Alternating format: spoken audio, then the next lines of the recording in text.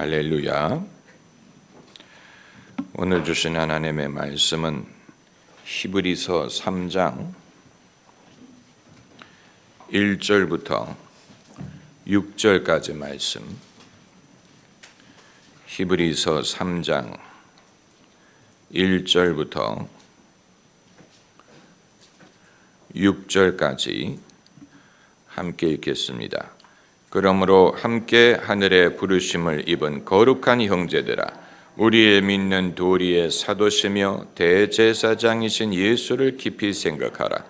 저가 자기를 세우신 이에게 충성하시기를 모세가 하나님의 온 집에서 한 것과 같으니, 저는 모세보다 더욱 영광을 받을 만한 것이 마치 집 지은 자가 그 집보다 더욱 존귀함 같으니라. 집마다 지은 이가 있으니 만물을 지으신 이는 하나님이시라. 또한 모세는 장래에 말할 것을 증거하기 위하여 하나님의 온 집에서 사환으로 충성하였고, 그리스도는 그 집 맡은 아들로 충성하였으니, 우리가 소망의 담대함과 자랑을 끝까지 견고히 잡으면 그의 집이라. 아멘. 사람들이 예수님을 부르는 호칭에는 세 종류가 있다고 봅니다.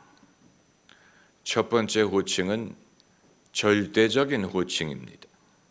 예수 그리스도의 절대성, 하나님 되심, 가장 높으심, 사람들이 절대적으로 믿고 따라야 할 분으로 부릅니다. 주님이란 호칭이 대표적입니다. 예수님을 주님이라고 부르는 그 말 속에 많은 것이 포함이 돼 있습니다. 우리의 절대적인 신앙의 대상이란 뜻입니다. 두 번째 호칭은 관계적인 호칭입니다. 예수님과 우리의 관계를 부각한, 그것을 반영한 호칭. 주 나의 포도나무, 나 주의 가지. 주 나의 목자, 나 주의 양. 주 나의 신랑, 나 주의 신부. 이런 모든 호칭은 주님과 우리의 관계를 비유적으로 묘사하는 호칭입니다. 그리고 세 번째 종류의 호칭은 기능적인 호칭입니다. 예수님이 담당하신 역할을 부각시키는 호칭입니다. 이 세 번째 호칭이 사람들이 제일 안 쓰는 호칭이지만 제일 정확하고 예수님을 가장 잘 나타내고, 히브리서 저자는 이 기능적인 호칭으로 예수님을 부릅니다. 오늘 본문 1절에 이처럼 예수님을 부르고 있습니다. 우리의 믿는 도리의 사도시며 대제사장이신 예수를 깊이 생각하라.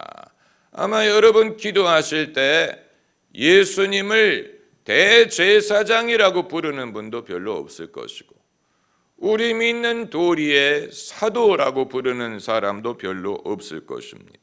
그러나 이 호칭이 제일 정확하고, 그리고 사람들이 예수님을 믿어야 될 이유를 정확하게 반영하고 있습니다. 그냥 절대적인 호칭, 예수님을 주님이라고 부르는 것이라든가, 관계적인 호칭, 목자, 선한 목자, 포도나무, 신랑, 이렇게 부르는 것은 주님과 우리의 관계를 드러내지만, 그 이외의 사람들이 왜 예수님을 믿어야 될지, 예수님이 어떤 일을 하셨는지를 나타내 주지는 못합니다.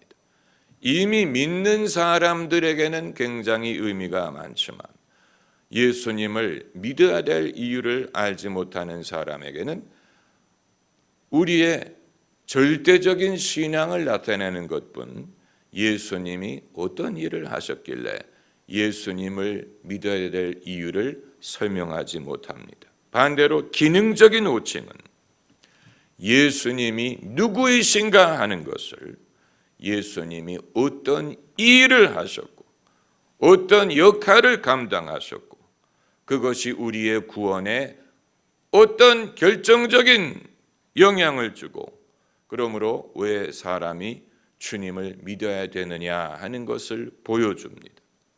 우리의 믿는 도리의 사도, 여기서 도리란 말은 기독교라는 말이 아직 생기기 이전에 기독교 신앙을 부를 때 도 내지는 도리라고 불렀습니다. 그러니까 다시 말하면 우리 신앙의 사도, 기독교의 사도라고 부르는 것과 같습니다. 예수님을 사도라고 부르는 것은 예수님을 다른 사도와 같은 위치로 낮추는 것이 아니냐 이렇게 볼 수 있지만 그렇지 않습니다. 이 말은 예수님이 신앙의 창시자, 기독교 신앙의 창시자, 하나님의 종, 보내심을 받은 분, 그리고 사역자라는 뜻이 있는 것입니다. 예수님의 사역자 되심을 강조한 것입니다. 이건 의미심장한 호칭이, 많은 사람들은 사역의 의미를 배제한 채 예수님을 성자, 성인, 거룩한 분, 완전한 분으로만 생각하는 경향이 많습니다. 예수님의 사역을 배제한 채 예수님이 완전한 삶을 사셨고 완전한 본을 보이셨고 인간의 완전한 이 본보기가 되셨다.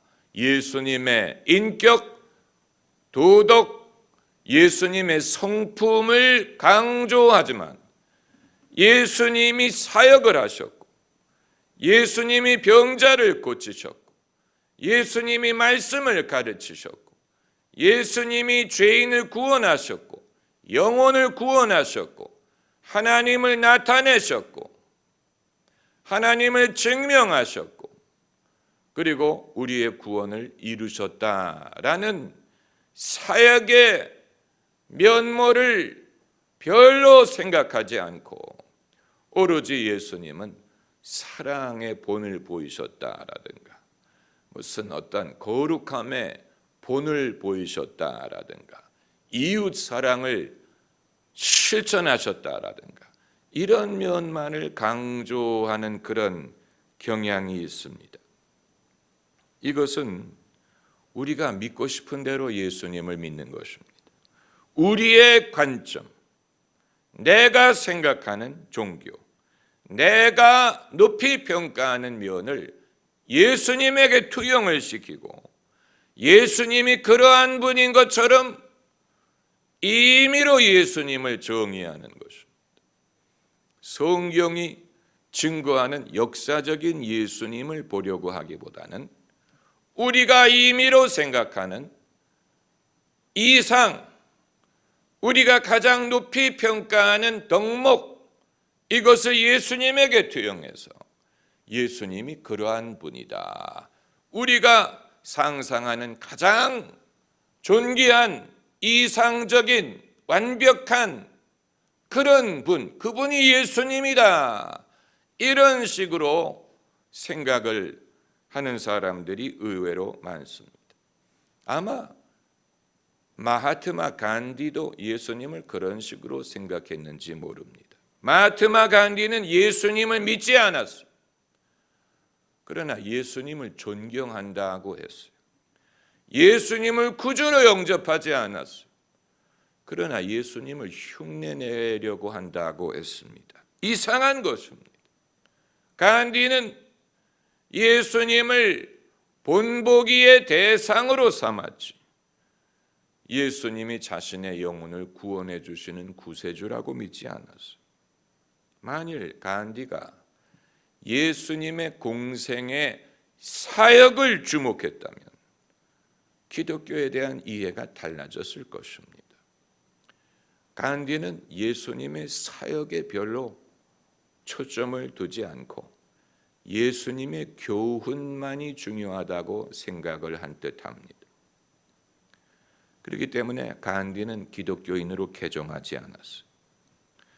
여러분, 예수께서 우리의 믿는 도리의 사도이신데 예수님을 존경한다고 하면서 기독교를 믿지 않는다면 그건 예수님을 믿지 않는 것입니다. 예수님과 아무 상관이 없는 것입니다.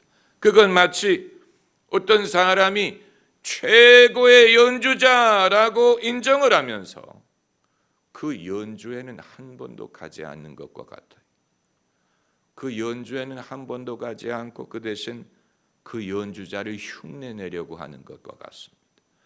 어떤 사람이 최고의 셰프라고 인정을 하면서 한 번도 그의 음식을 먹으려고 하지 않는 것과 같아요. 반대로 그의 요리법을 흉내내려고 한다면 그건 이상한 것이죠.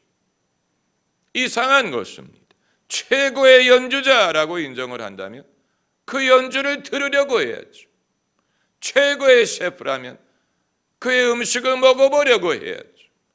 그런데 인정을 하면서 그걸 먹을 필요는 없다고 생각하고 그냥 자기가 그 셰프를 흉내내려고 한다면 그 초점은 예수님에게 두는 게 아니고 자기에게 두는 것입니다. 자기에게 두는 것입니다. 예수님을 믿지 않지만 나는 예수님을 흉내내겠어. 예수님을 닮으려고 해야 되겠어. 그건 이상한 것입니다. 이상한 종교성, 이상한 방법으로 예수님을 접근하는 것입니다. 예수님이 그런 식으로 했을 것 같습니까? 예수께서 부자 청년에게 내가 어떻게 하면 영생을 얻을 수 있습니까? 이 질문에 예수님이 내 소유를 팔아 가난한 자들에게 나눠주라 이렇게만 말씀하셨어요. 그게 아니죠. 내 소유를 팔아 가난한 자들에게 나눠주고 그리고 나를 따르라고 하셨는데 예수님을 따를 필요에 대해서 어떤 윤리적인 실천과 순종만을 말씀하신 게 아니고 그렇게 한 후에 예수님을 따르라고 하셨는데 예수님을 따를 필요는 느끼지 않고 그저 예수님이 최고의 윤리적인 덕목을 실천하고 보여주셨다라고만 평가한다면 그건 기독교가 아니에요. 그건 이상한 방법으로 예수님을 해석하는 것입니다. 사역의 면모를 우리는 배제할 수 없습니다. 예수님을 우리가 믿는 도리의 사도라고 부른다면 이 예수님을 우리의 스승으로 여기고 우리가 예수님의 제자라고 여긴다면 예수님이 사역을 하셨으니 우리도 사역을 해야 되는 거죠. 사역의 면모를 배제한 채로 신앙생활을 말할 수 없습니다. 우리가 다 기적을 행하고 죽은 자를 살리고 병자를 고치지는 못할지라도 예수님이 사역자이셨기 때문에 사역의 면모를 배제한 채 예수님을 믿는 신앙을 말할 수, 그건 이상한 것입니다. 예수님을 본받는 게 아니지. 예수님의 행적은 본받지 않고 예수님의 성품만을 본받겠다. 그건 이상한 것입니다. 그런데 서양의 기독교가 쇠퇴하는 이유를 바로 여기에서 찾을 수 있습니다. 쇠퇴하는 교회의 성격은 하나같이 예수님의 인격적인 면만을 강조하고 예수님의 사역은 믿지도 않고 가르치지도 않습니다. 가르치지 않는 이유는 안 믿기 때문. 예수님이 무리를 걸으셨다. 안 믿어요. 그럴 리가 없다고 생각해.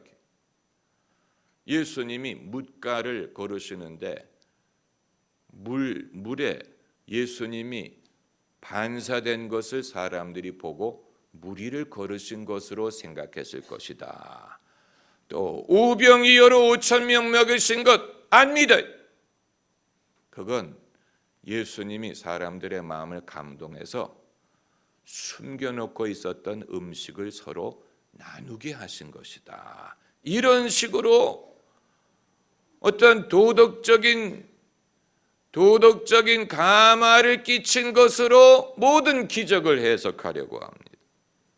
그래서 예수님의 이적을 믿지 않는 교회가 제일 즐겨 가르치는 성경 구절은 그날에 너희가 나더러 주여 주여 하고 내가 주의 이름으로 귀신을 쫓아냈나이다, 내가 주의 이름으로 이적을 행했나이다 할 때 내가 너를 모른다 하리라. 이 구절 인용하는 것을 엄청 좋아합니다. 예수님이 그 말씀을 하셨어요. 그러나 그렇다고 귀신을 쫓아내지 말라고 그 말씀을 하신 게 아니에요. 이적을 행할 필요가 없다는 취지에서 그 말씀을 하신 게 아니에요. 그러나 다수의 교회들이 그 말씀만을 인용해서 그러므로 우리는 무슨 병자를 고치거나 이적을 행하거나 이런 것 필요 없습니다. 그냥 예수님의 말씀만 잘 따르는 것, 그것이 기독교입니다.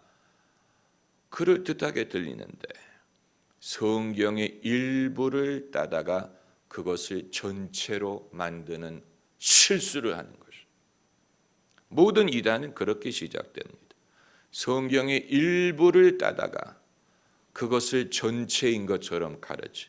그런 식으로 말하기 시작하면 모든 이상한 말을 할 수 있어요.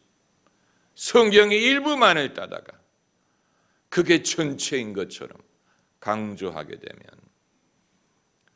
그런데 많은 성도들이 그럴듯하기 때문에 그것을 듣기 시작하면서, 귀를 기울이기 시작하면서 어떻게 되느냐, 점점 믿음이 없어져요. 믿음이 점점 사라져요. 여러분, 캐나다의 기독교도 지금 위기에 처해 있습니다. 캐나다, 미국 위에 있는 작은 나라. 캐나다의 대표적인 교단이 Church of Canada, 그건 성공회, Church of England처럼 캐나다의 성공회가 20년 전만 해도 성도들 숫자가 200만 명 정도였는데 지금은 그것이 60만 명으로 줄었고 2040년이 되면 사라질 것이다 라고 예측을 하고 있습니다. 2040년까지 갈 필요도 없지. 아마 2030년까지만 가도 사라질 것. 모이는 사람도 없고 헌금하는 사람도 없고 그냥 사라져버리는. 그리고 United Church of Canada, 그 교회는 소위 교회 연합을 명목으로 수십 년 전에 캐나다 장로교, 감리교, 회중교회가 합쳐가지고 만든 교단, 캐나다를 대표하는 교단. 그런데 자유주의 신학이 그 신학교와 교단 지도자들을 삼켜버렸어요. 그래서 그들의 설교를 들어보면 아까 말씀드린 대로 이 구절 인용하는 것을 엄청 좋아합니다. 나더러 주여 주여 하는 자라야 들어가는 게 아니고 뭐 내가 귀신을 쫓아내고 뭐 주의 이름으로 이적을 행했나이다 할 때 내가 너를 모른다 하리라. 왜 캐나다 연합교회가 이런 구절을 인용하게 되었느냐? 이런 자유주의 교회에 대항해서 부상하는 복음주의, 은사주의 교회를 염두에 두고 저들이 틀렸다라는 말을 하기 위하여 그런 식으로 가르치기 시작한 것입니다. 제가 캐나다에서 다녔던 교회가 캐나다 연합교회 소속이었기 때문에 잘 알아요. 그들의 목회자들을 만나보고 선교사들을 만나봅니다. 그런데 그들은 구원이란 말을 사용하지 않고 그들의 설교에 구원이란 말이 등장하지 않고 등장을 할 때는 아주 어색하게 등장하고 안 믿는 말을 억지로 하는 것처럼 말합니다. 예수님의 보혈이란 말을 약간 낮추어서 봅니다. 예수님의 보혈 이런 것은 보수 복음주의들이나 말하는 것이고, 이들은 그런 것을 말하기에는 너무 고상한 것처럼, 너무 진보한 것처럼, 너무 발전한 것처럼, 그 단계를 벗어난 것처럼. 그러나 예수님의 보혈을 벗어나면 어디로 간다는 얘기입니까? 어디로 간다는 얘기입니까? 그래서 그들이 설교할 때 사람들에게 권고할 수 있는 최선의 말은 이번 선거에서 어느 당을 뽑아야 된다, 이런 거라든가, 아니면 이 화석 연료의 소비를 줄여야 환경 보존을 할 수 있고, 무슨 전쟁을 방지할 수 있기 때문에 제발 겨울에는 창에 덧문을 덮어라, 이런, 그 이외에는 제시할 수 있는 말이 없어요. 그들이 말하는 천국, 내세를 믿지 않기 때문에 그들이 말하는 천국은 우리가 어떻게 하면 좀 정치가, 경제가 더 공의로워지고 세상이 더 정의로워지고 그 이상을 내다보지 못하는 아주 이상한 기독교, 그 신학의 자유화가 너무 진보가 돼가지고 이제는 어떤 형이상학적인 초자연적인 영적인 것을 인정하지 못하고, 오로지 하나님의 나라라는 것은 그저 사람들이 서로 사랑하고 서로 친절하게 섬기면서 잘 사는 것, 그 이상을 내다보지 못하는 이상한 종교가 됐어요. 그러다 보니까 사람들이 교회를 나올 필요를 느끼지 못하는 거예요. 그 정도는 나도 스스로 생각할 수 있는데, 그 정도를 믿기 위해서 내가 교회를 나올 필요가 있느냐? 그 정도는 별로 어렵지 않아요. 은혜를 받아야 되는 게 아니에요. 성경 말씀에는 매일 서로 권면하여 마음의 강팍해짐을 면하라고 했고, 믿은 바를 입으로 시인하라라고 했고, 또 선한 싸움을 싸우라고 했고, 우리의 싸움은 혈과 육에 대한 것이 아니고 영적인 것이라고 했고, 그러므로 믿음의 방패, 의의 흉배, 구원의 투구, 성령의 검, 하나님의 말씀, 모든 기도와 간구, 이 모든 것을 강조하고, 그리고 성령의 능력, 성령의 감동, 성령의 은사를 말하고 있는데, 그냥 사람이 천국이라는 것은 우리가 서로 사랑하고 차이점을 인정하고 차이점을 수용하고, 그래서 정의로운 사회를 만들면 천국이 임한다. 그렇다면 성령이 뭐하러 필요가 있고, 영적인 전쟁이 어디에 있고, 무슨 마귀들과 싸울지라 죄악 벗은 형제여, 마귀와 싸우는 게 어디 있고, 성령의 은사가 무슨 필요가 있고, 구원을 말하지 않고 회심을 말하지 않고 거듭남을 강조하지 않고 영혼 구원을 가르치지 않는데 성령이 무슨 필요가 있습니까? 성령은 거듭나게 하는 분이, 복음으로 사람을 회심하게 하는 것이요, 사람이 성령으로 거듭나고 성령 세례를 받고 능력을 받는 것인데, 전도할 일도 없고 영혼의 구원도 강조하지 않는다면 성령이 무슨 소용이 있습니까? 그러니까 여러분, 사람의 신학이 발전했다고 했는데 그게 발전한 것이 아니고 예수님으로부터 떠나간 거예요. 예수님, 역사적인 예수님으로부터 더 이상 그 가르침을 얻지 못하고 사람들끼리 자기들이 서로 공유할 수 있는 최저 공통점을 찾아간 것입니다. 여러분, 당연히 그럼 그런 교회가 쇠퇴하지 않겠습니까? 당연하지. 그건 필요한 것입니다. 그렇게 해서 그들이 사라져 주어야 돼. 그런 가르침을 가르치는 교단이 사라져 주면 제대로 된 복음을 전할 수가 있을 것입니다. 그들이 사라져 주어야 이제 새로운 차원에서 복음으로 돌아가서 다시 예수 그리스도를 전할 수 있을 것입니다. 여러분, 이건 남의 나라 이야기인 것뿐만이 아니고 아마 우리나라도 마찬가지일 거예요. 우리나라도 마찬가지. 기독교의 변화에는 반드시 세상의 비판과 세상의 철학과 세상의 눈치를 봄과 세상을 기쁘게 하려는 노력과 세상과 타협함이 반드시 개입을 합니다. 세상이 반드시 비판합니다. 기독교는 배타적이다. 그런 배타적인 신앙이 어디 있느냐? 왜 예수님을 믿어야 된다고만 하느냐? 다른 종교도 인정을 해라. 왜 예수님만이 하나님을 계시했다고 하느냐? 자연 계시도 인정을 해라.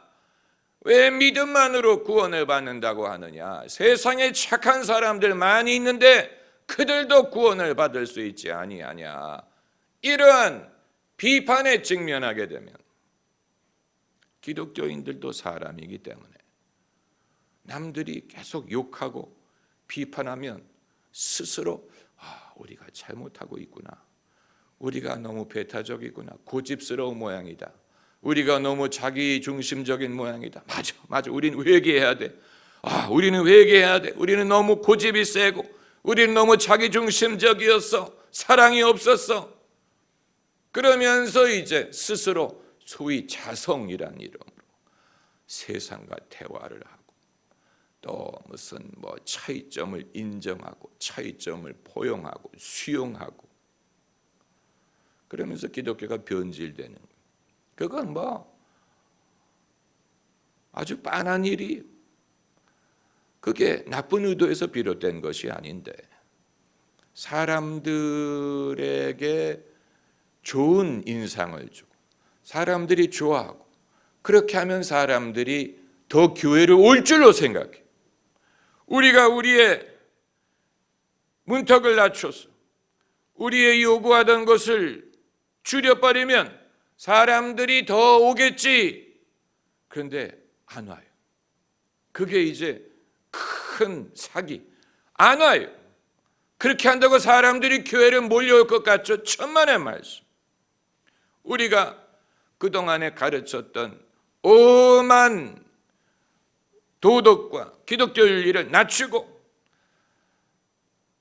고집하지 않고 타협을 하면 사람들이 오겠지. 안 와요. 오히려 있던 사람들이 떠나가요. 왜냐하면 이건 기독교가 아니다라는, 은혜가 안 된다라는. 모든 나라가 그것을 겪습니다. 모든 교회가 그 유혹을 받습니다. 세상은 예수 그리스도의 복음을 좋아하지 않습니다. 세상은 예수님을 존경한다고 말하지만 예수님의 가르침을 알지도 못하고 따르지도 않습니다. 예수님을 존경한다고 말해요. 예수님을 존경한다고 무슬림들에게 물어보세요. 예수님 존경한다고 말해요.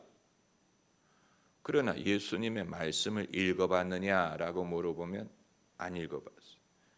예수님이 당신에 대해서 뭐라고 말씀하셨는지 아느냐 물어보면 몰라요.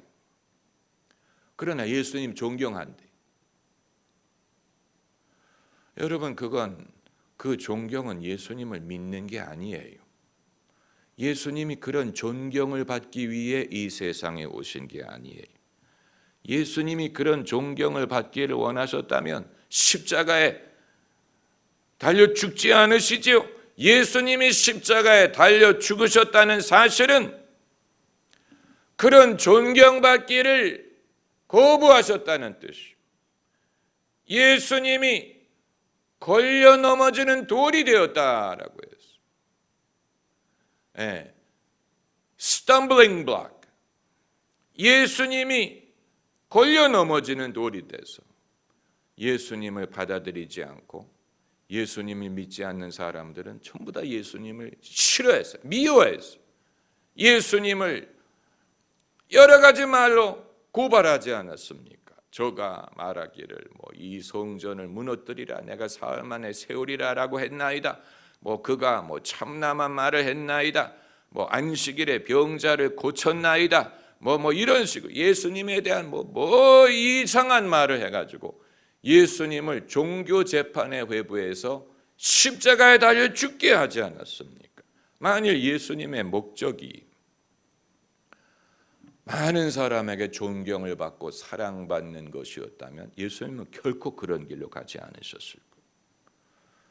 그러니까 예수님의 말씀대로 그분을 믿든가 아니면 차라리 바울처럼 핍박하든가 둘 중에 하나여야 되는데 그게 아니고 예수님을 존경한다고 하면서 정작 예수님을 알지도 못하고 예수님의 말씀을 따르려고 하지도 않는 것은 그것이야말로 이 시대의 기독교 신앙의 순수함을 위협하는 아주 이상한 이 세상의 유혹이 되는 것입니다.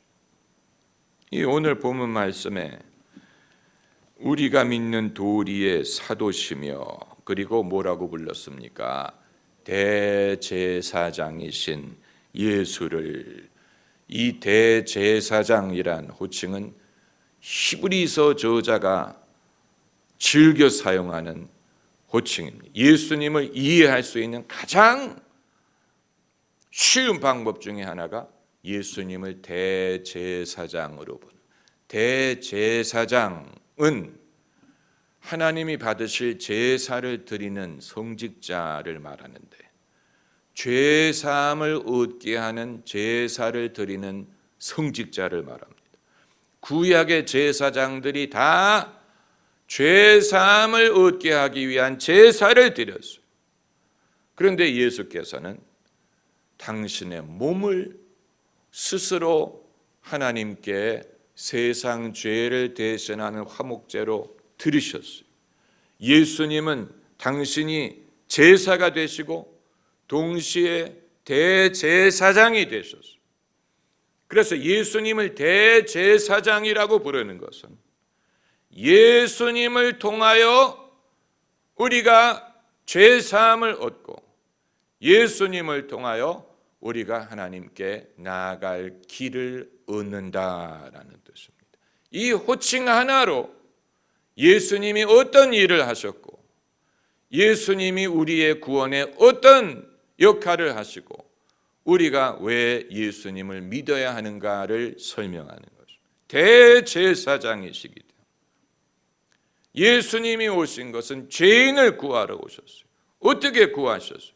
당신이 대제사장이 되심으로 구약의 제사가 살 수 없었던 그걸 예수께서 당신의 몸으로 단번에 우리 죄를 사하시고 그리고 그 제사를 하나님이 받으셨다는 증거가 무엇입니까?